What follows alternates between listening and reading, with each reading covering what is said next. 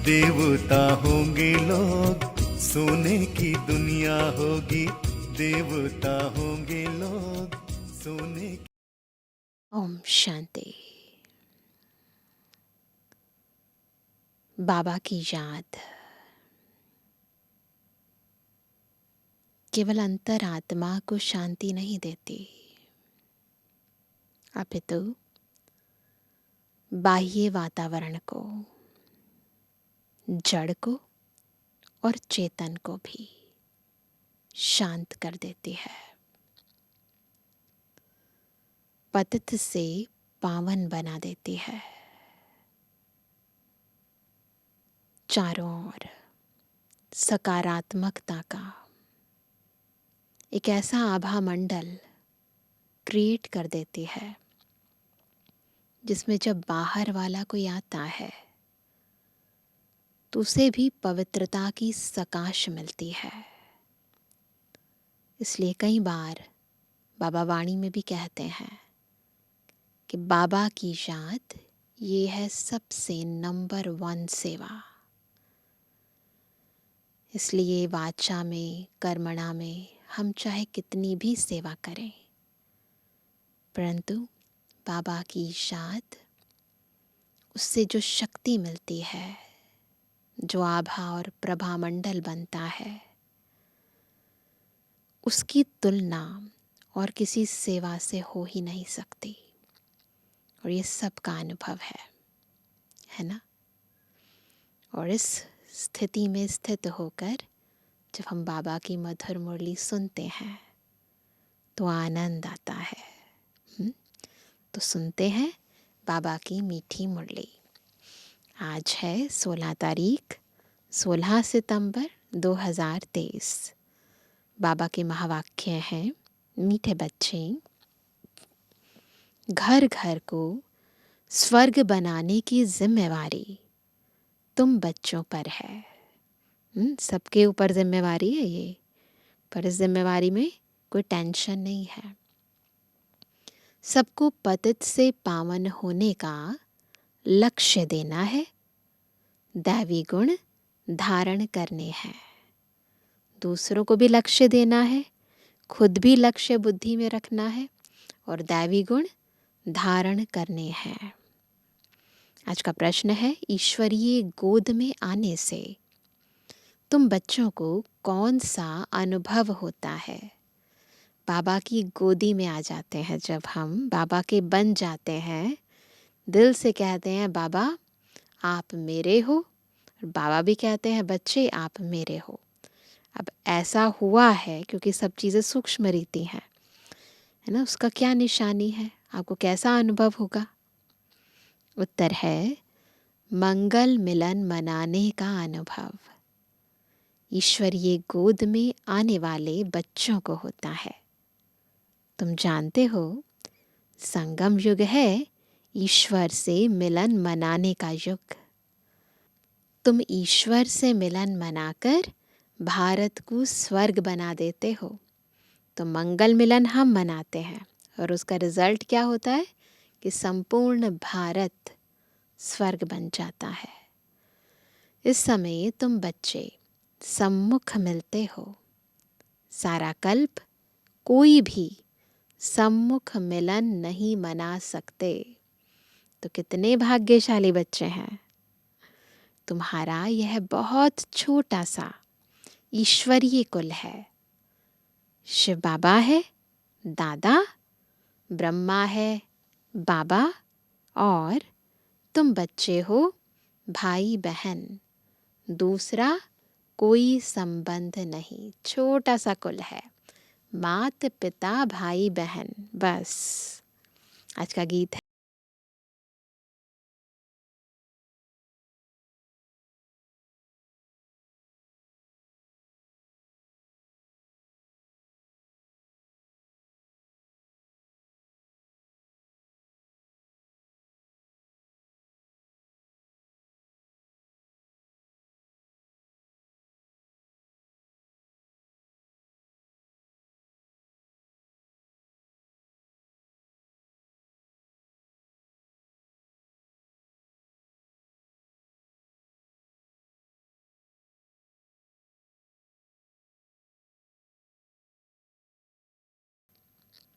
बाबा जब आते हैं तो पहले कुछ समय साइलेंस में बैठना चाहिए, क्योंकि पहले पहले दान दिया जाता है याद का।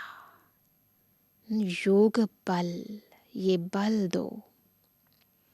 याद से ही पतितों को पावन बनाना है। तुम बच्चे दान दे रहे हो और ले रहे हो, दोनों काम कर रहे हैं, पर है कैसे? साइलेंस, बिल्कुल शांति की स्थिति में। बाप आकर कांटों से कलियां बनाते हैं, फिर कलियों से फूल बनते हैं।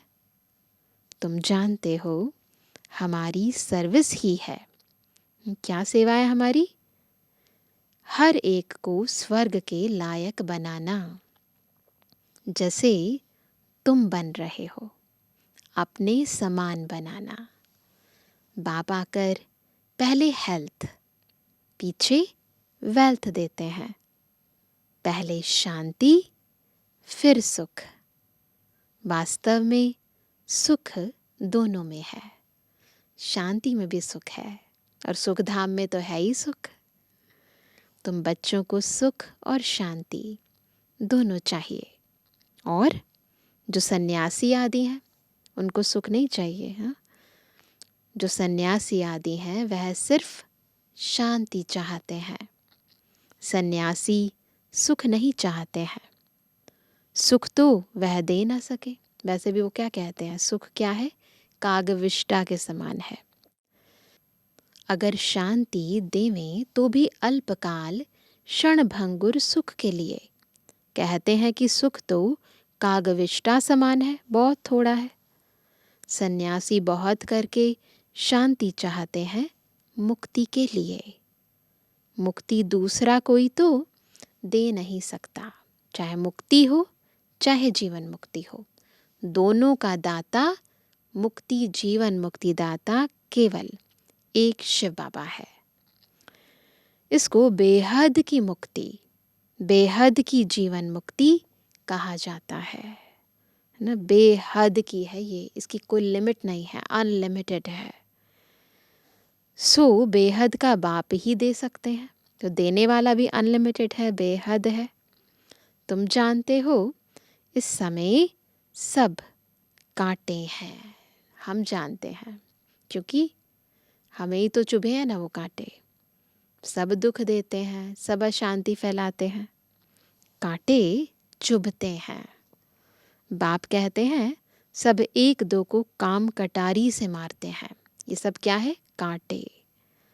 उनको पता नहीं है कि काम कटारी को हिंसा कहा जाता है।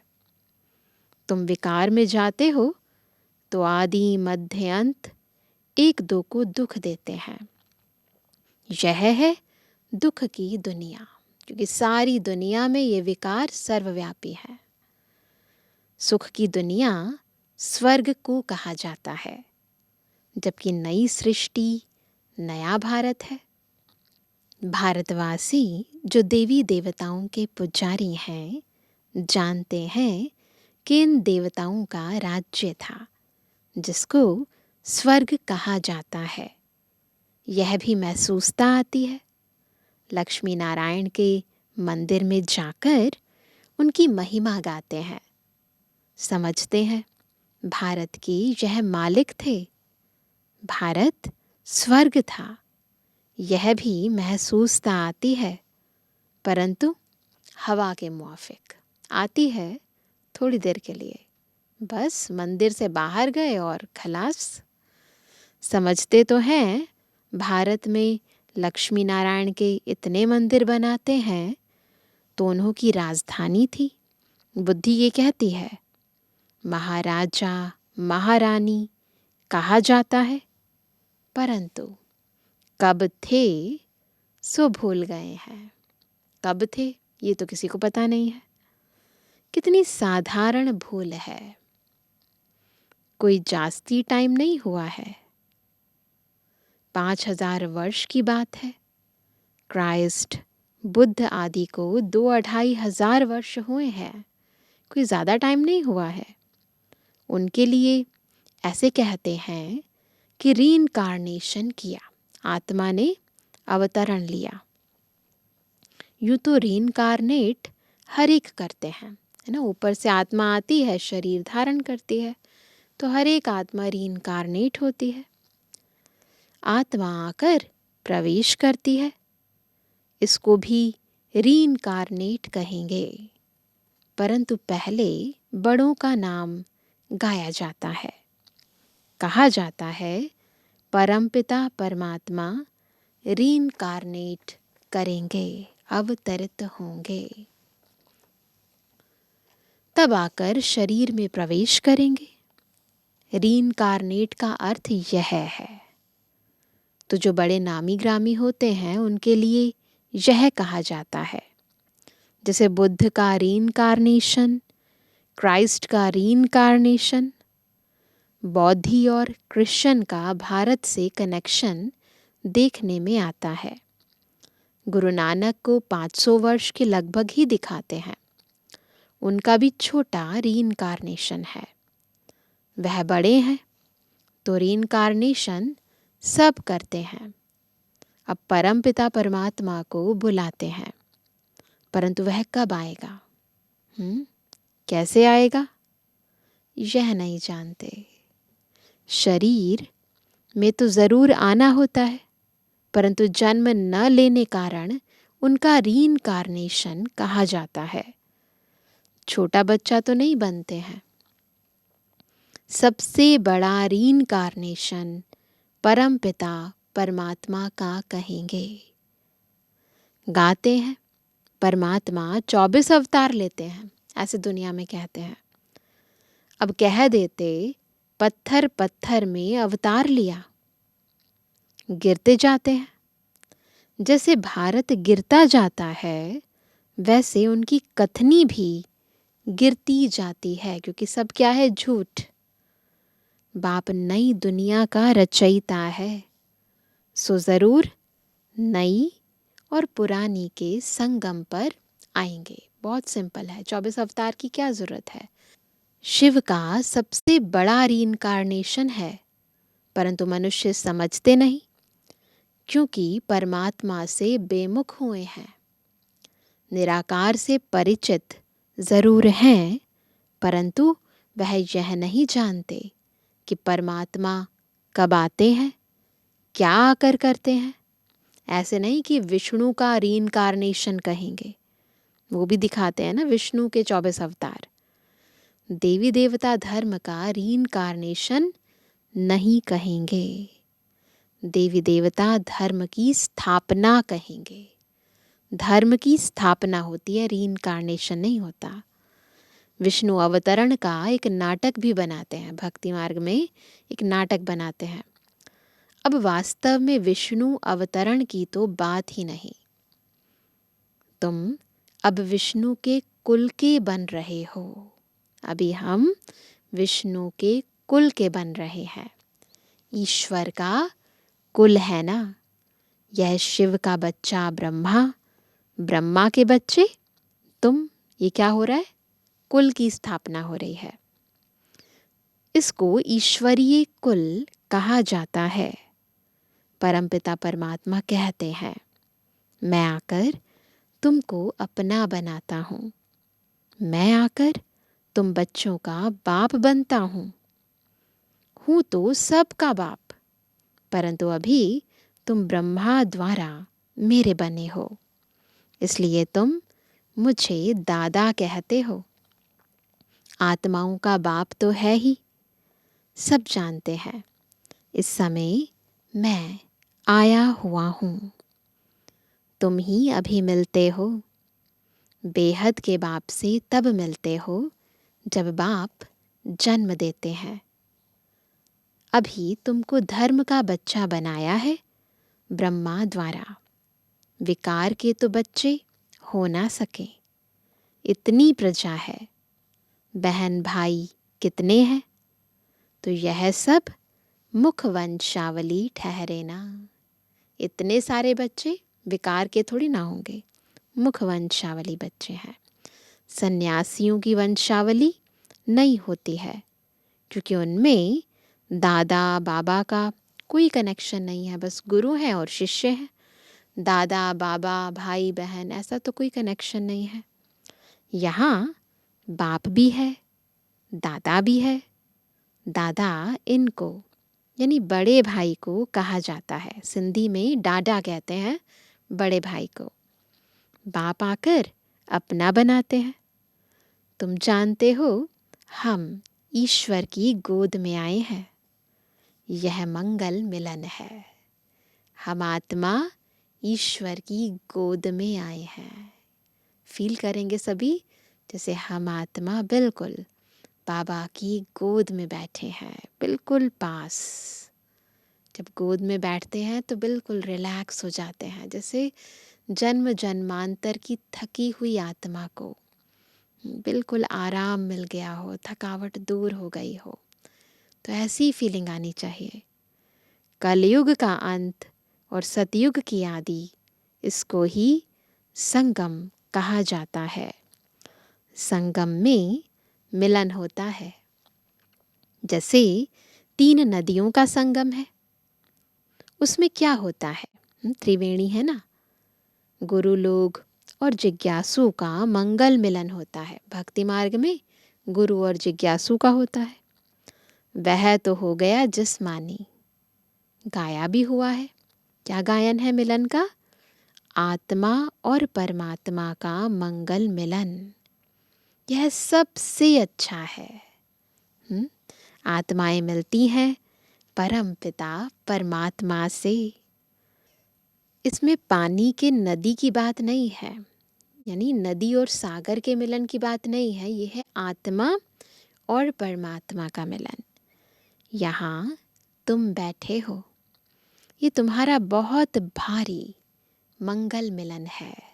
बाबा ज्ञान सुना रहे हैं, हम बच्चे बाबा से ज्ञान सुन रहे हैं। तो ये जो कनेक्शन है, यही मिलन है। आत्माएं भी चैतन्य है। परम पिता परमात्मा का यह लोन लिया हुआ शरीर है। इनको मंगल मिलन कहा जाता है।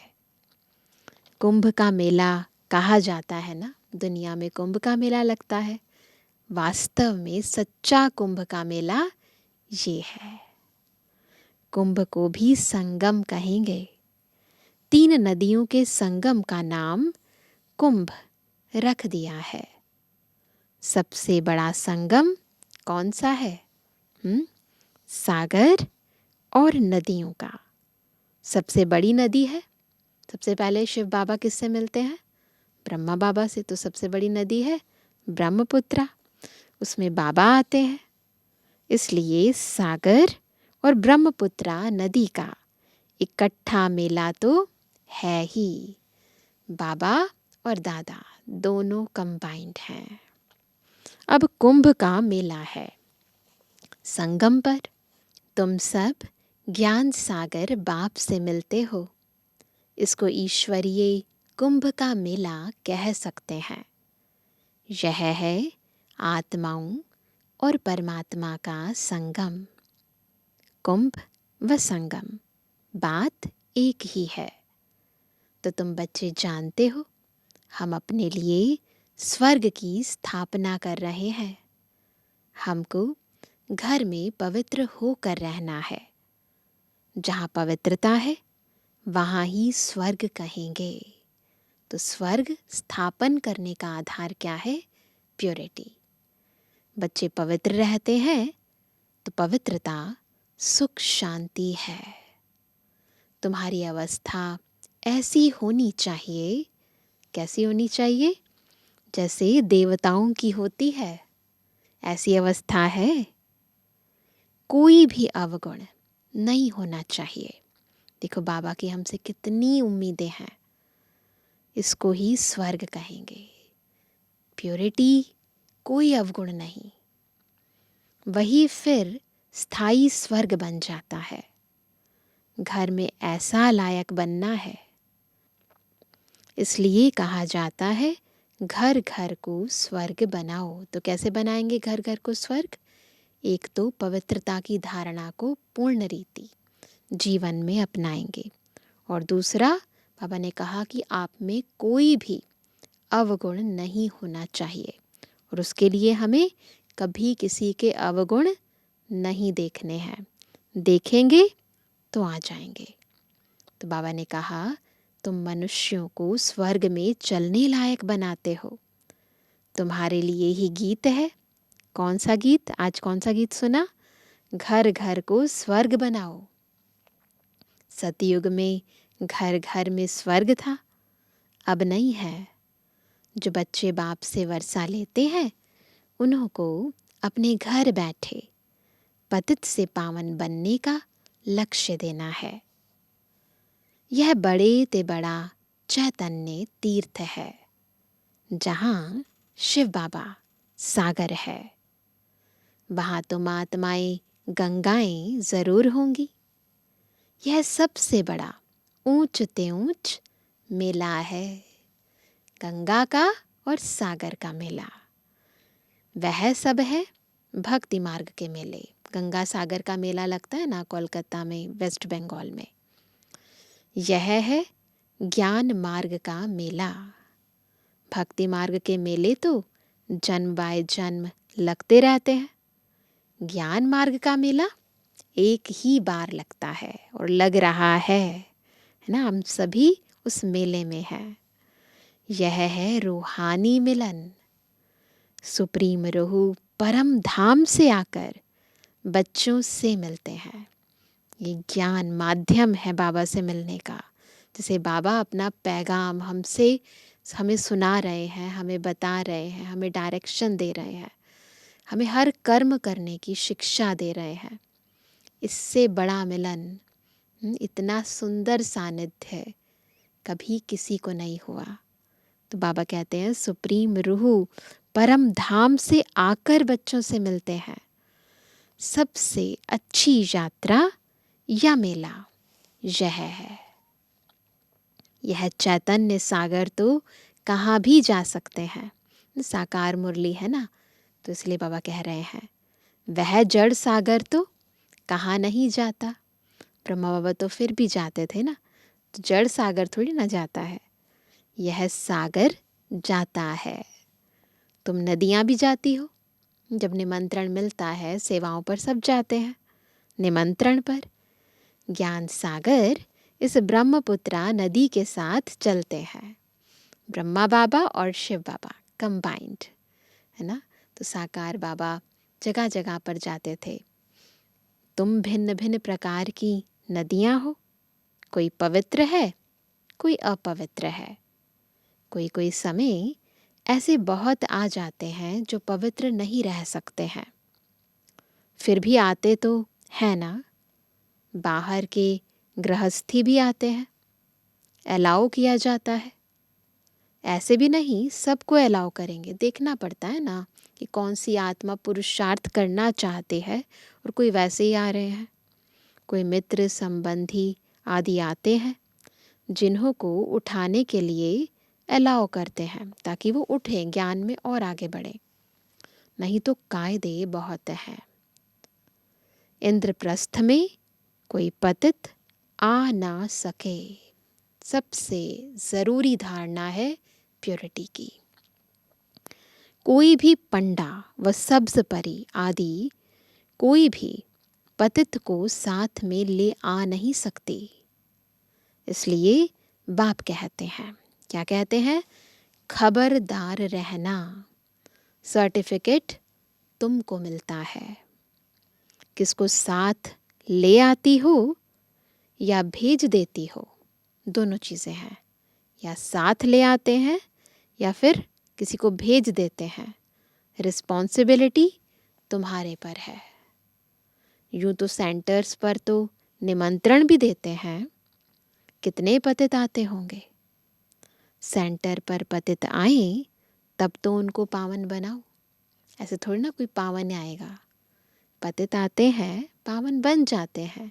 फिर बाबा से मिलाने से पूर्व, मधुबन आने से पहले उनको पूरी तरह तैयार करना पड़ता है ताकि वो पवित्रता को पूरी तरह धारण कर लें। यहाँ तो सागर बैठा हुआ है, तो नियम रखे हुए हैं, नब्ज देखी जाती है। डॉक्टर्स, सर्जन तो भिन्न भिन्न होते हैं ना। मम्मा पापा व अनन्य बच्चे बात करेंगे तो झट पता लगेगा क्या कि बुद्धि में बैठता है व नहीं। ये चेक पता चल जाता है, चेक भी कर सकते हैं पर पता भी चल जाता है कि उसकी बुद्धि में सब बैठता है कि नहीं। तुम कोई को भी समझाएंगे कि दो बाप हैं तो झट मानेंगे। ये तो सब मानते हैं ना कि एक लौकिक बाप है, एक पारलौकिक बाप है। युक्ति बतलाई जाती है, स्वीकार किया है नहीं किया है, अभी भी देवी देवताओं को ही भगवान मानते हैं, पता चल जाता है। परम पिता परमात्मा को तो सब याद करते हैं। हम फलाने बाप के बच्चे हैं, सिर्फ उनकी ऑक्यूपेशन को नहीं जानते।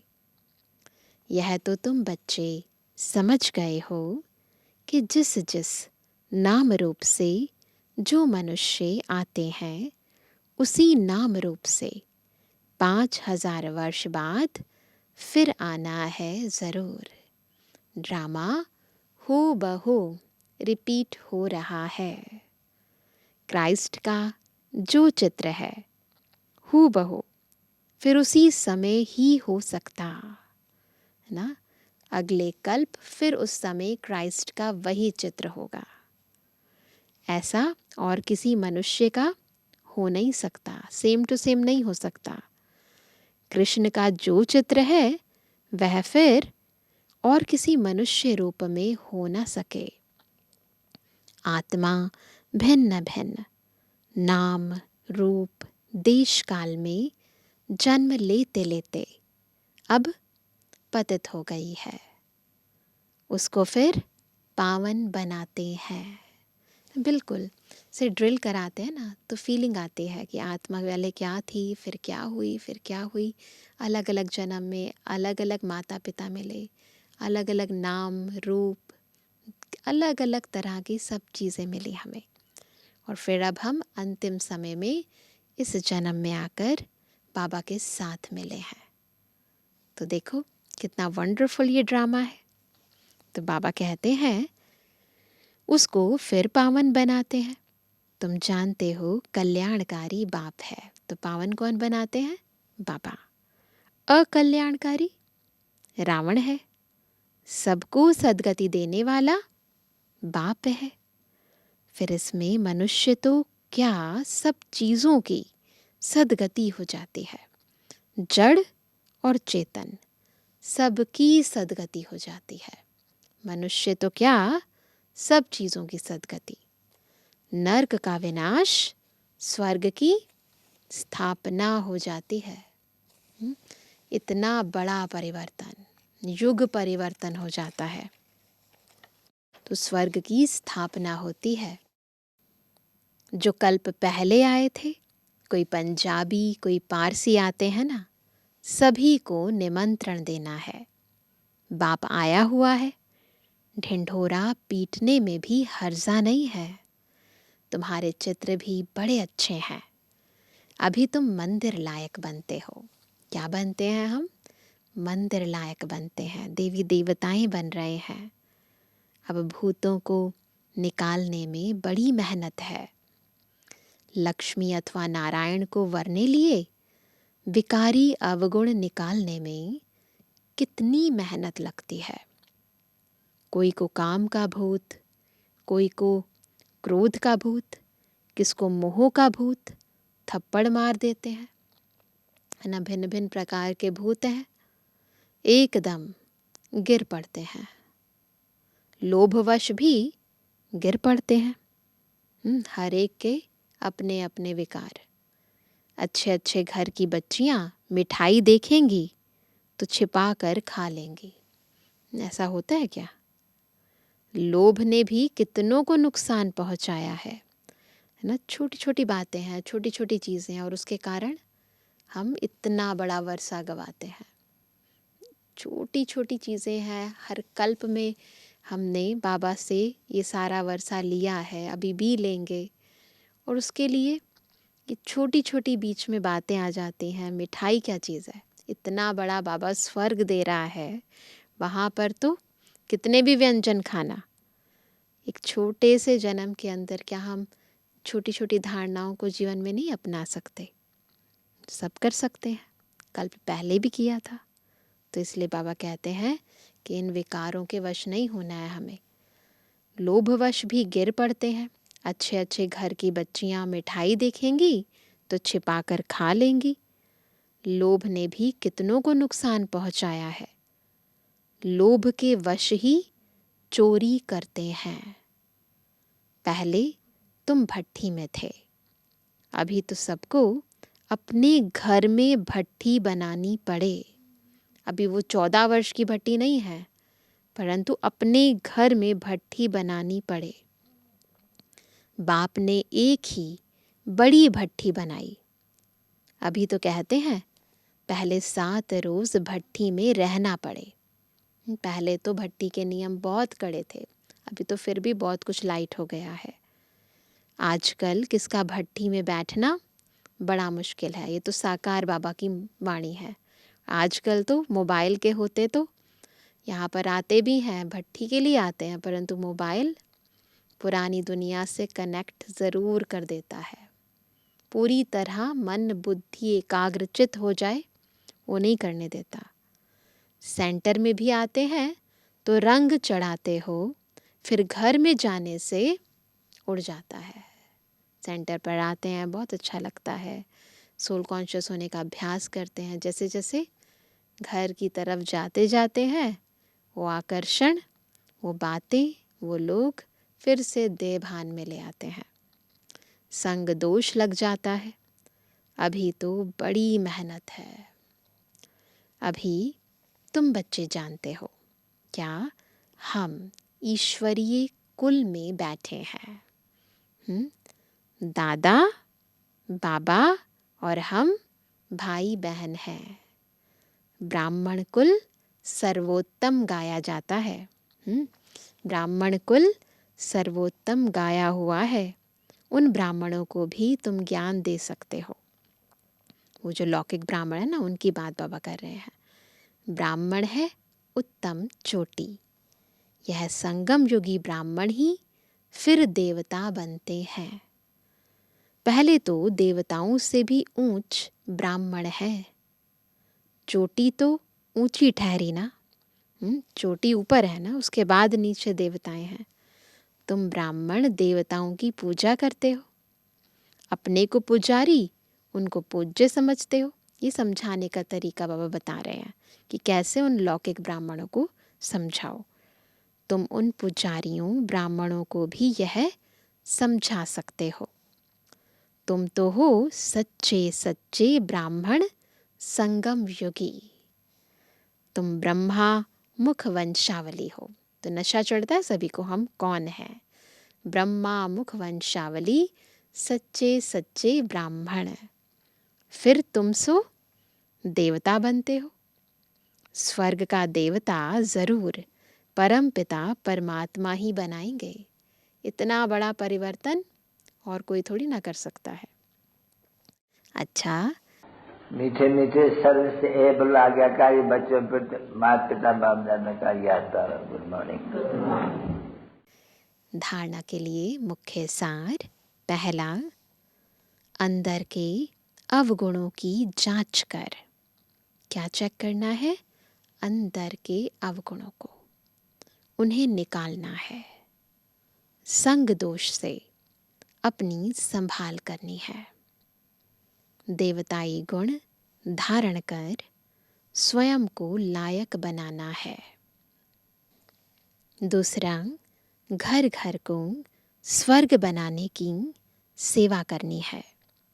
भूतों को बाप की याद से भगाना है। बाप के साथ मंगल मिलन मनाते रहना है। हर पल बाबा से मंगल मिलन मनाते रहना है।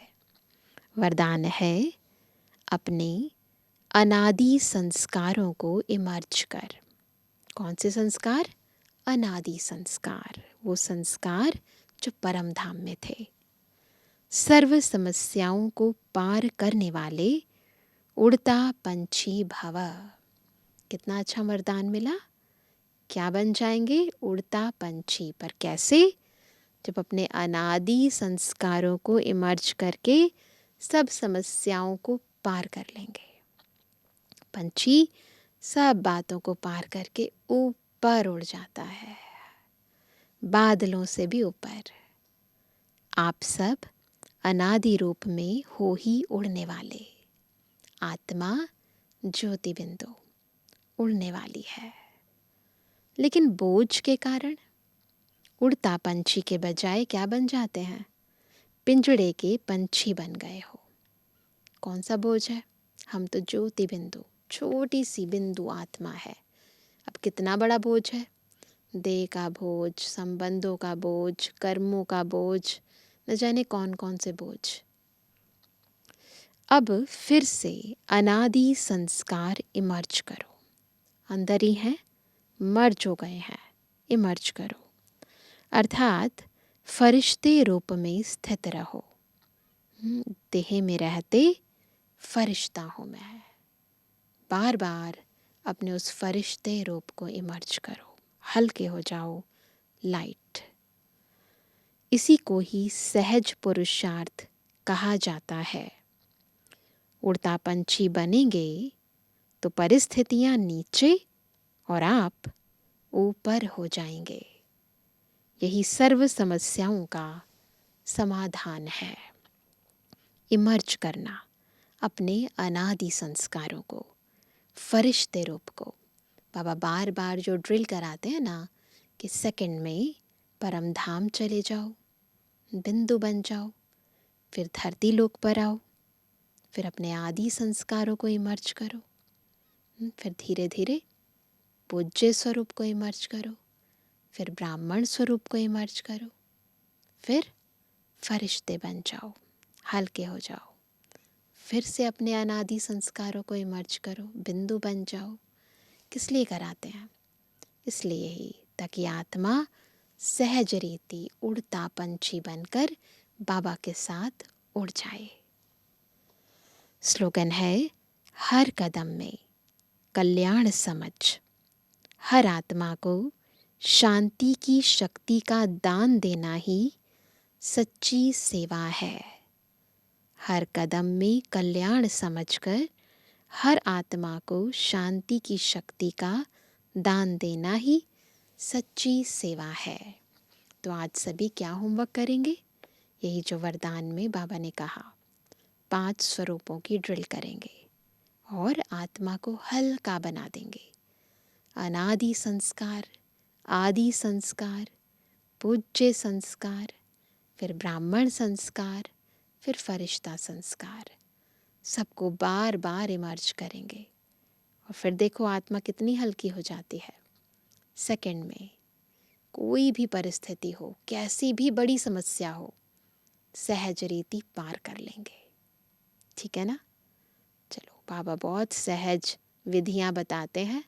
सिद्धि स्वरूप बनना ये हमारा काम है। 2 मिनट बाबा की याद में।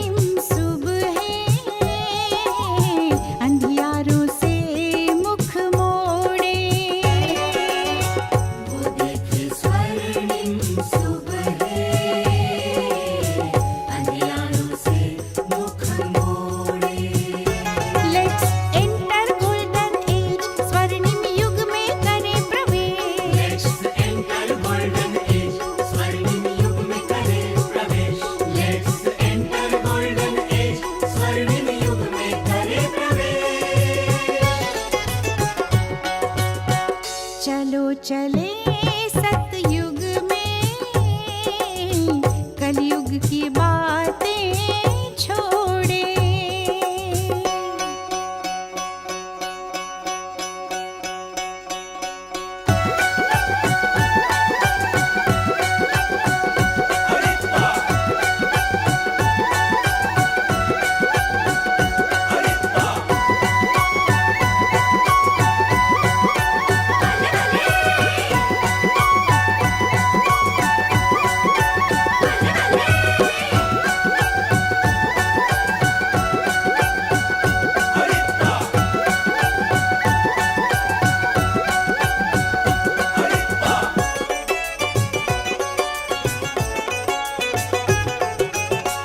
देर नहीं वो दिन आएगा, स्वर्ग यहाँ मुस्काएगा। सच होगा अब ये सपना, जग होगा सारा अपना।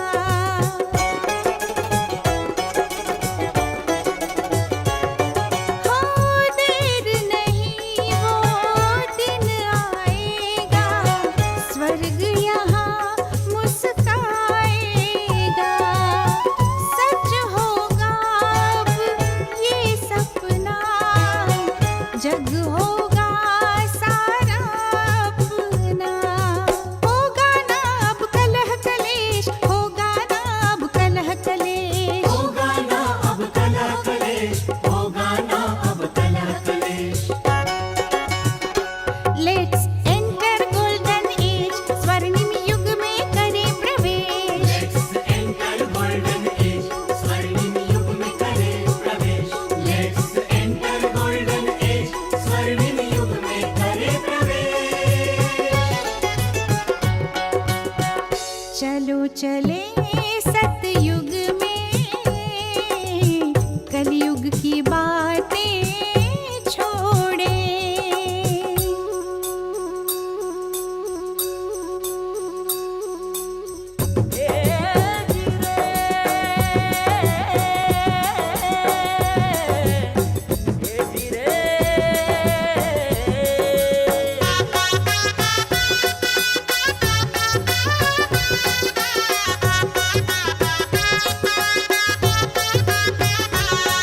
चलो चले सतयुग में, कलयुग की बातें छोड़े।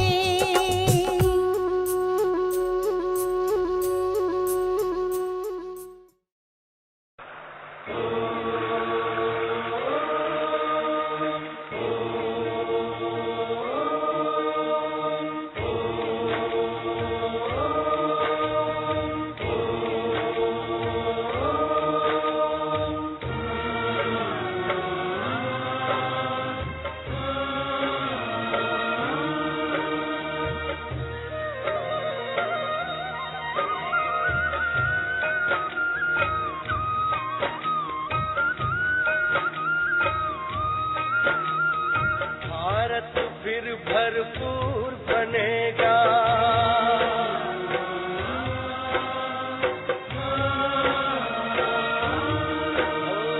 भारत फिर भरपूर बनेगा, कोई नहीं कमी होगी। हीरों से आकाश भरा, मोती से भरी जमीन होगी। भारत फिर भरपूर बनेगा।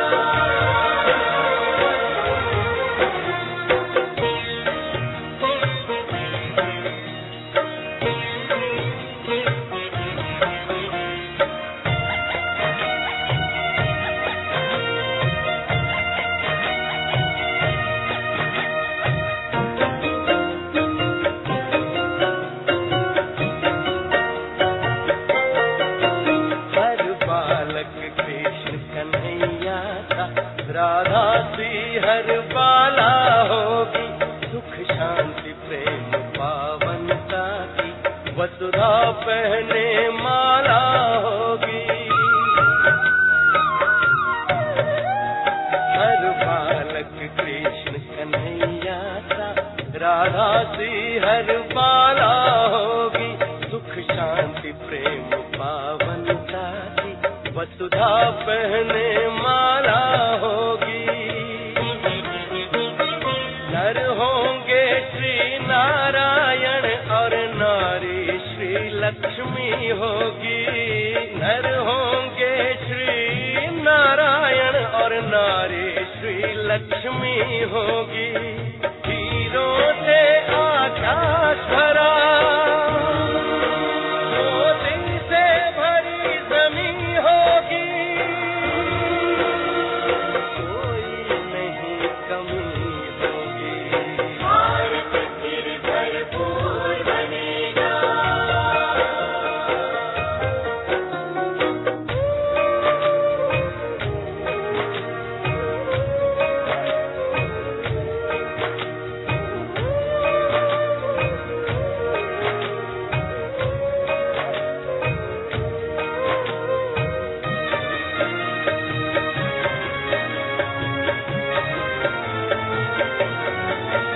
अब देर नहीं, भारत का सितारा विश्व भाल पर चमकेगा।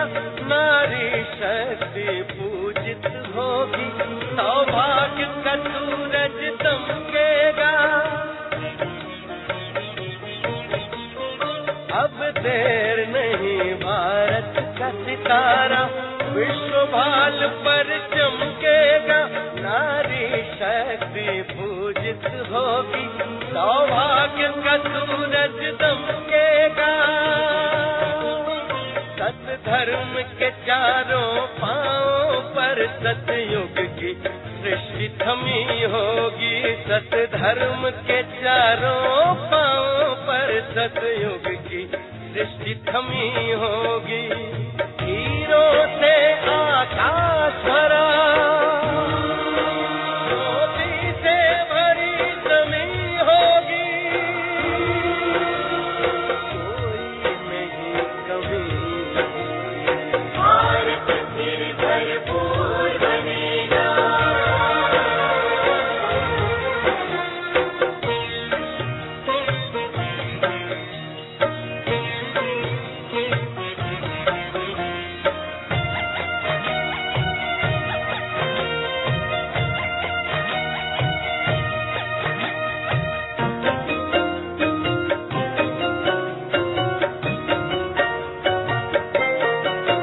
वही जगत गुरु यह भारत है, भगवान जहाँ पर आते हैं।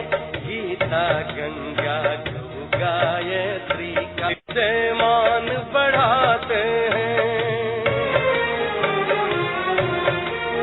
वही जगत गुरु यह भारत है, भगवान जहाँ पर आते हैं। गीता गंगा गौ गायत्री का फिर से मान बढ़ाते हैं।